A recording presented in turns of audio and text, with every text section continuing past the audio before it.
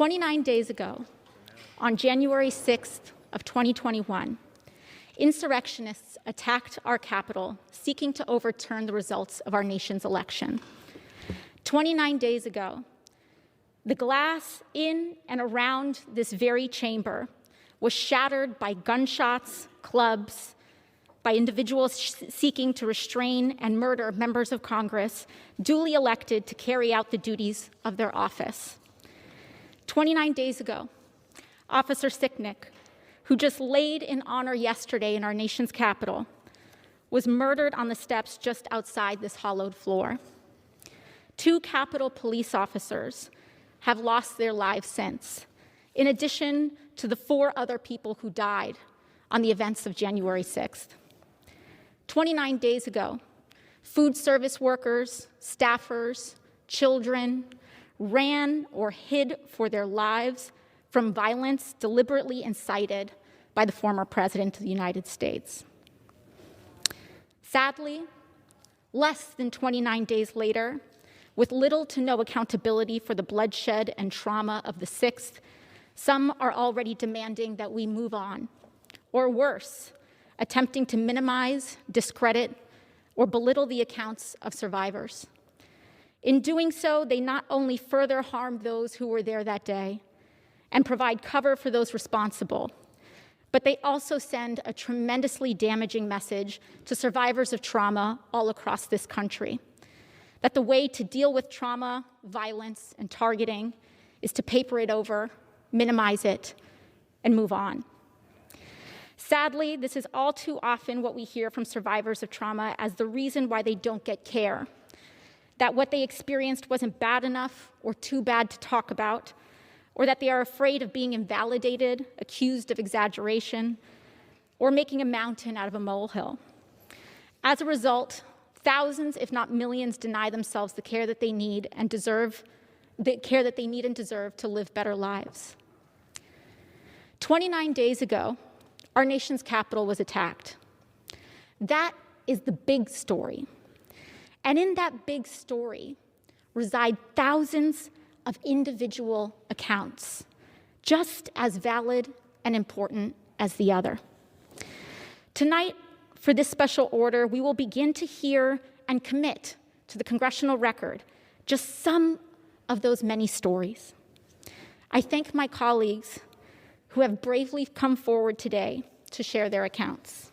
And so I remember sitting in the office with my team and just thinking to myself, I feel like I'm back.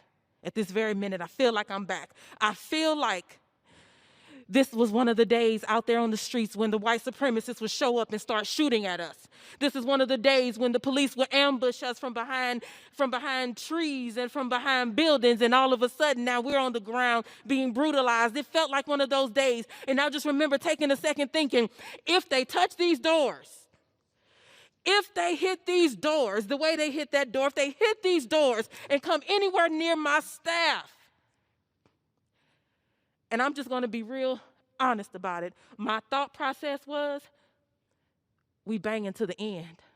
I'm not letting them take out my people, and you're not taking me out. We've come too far. So, Madam Speaker, St. Louis and I rise with a message for our Republican colleagues. On January 6th, I thought about January 3rd, and I thought about how we all raised our right hands up and took an oath.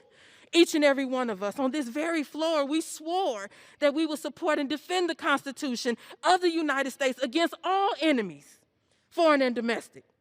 Even though that Constitution wasn't written for people who look like me, even that Constitution wasn't written by people who look like me, and even though that Constitution cemented an unjust nation for people like me, my team and I got to work, and we unveiled legislation to investigate and expel those who were responsible for inciting this attack so that we could defend it, because we have a duty to fight for a more perfect union, because we cannot stand up to white supremacy in this Because if we cannot stand up to white supremacy in this moment as representatives, then why did you run for office in the first place?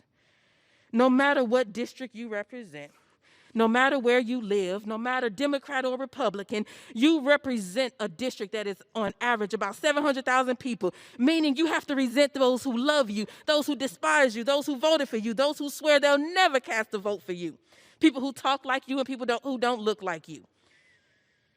Building better communities, building better lives, building a better society. It's not a Democratic or Republican issue. We can't build a better society if members are too scared to stand up and act to reject the white supremacist attack that happened right before our eyes. How can we trust that you will address the suffering that white supremacy causes on a day-to-day basis in the shadows if you can't even address the white supremacy that happens right in front of you in your house? Oh, yeah. Where is the buzz you said was mine? Where is the buzz? Ooh.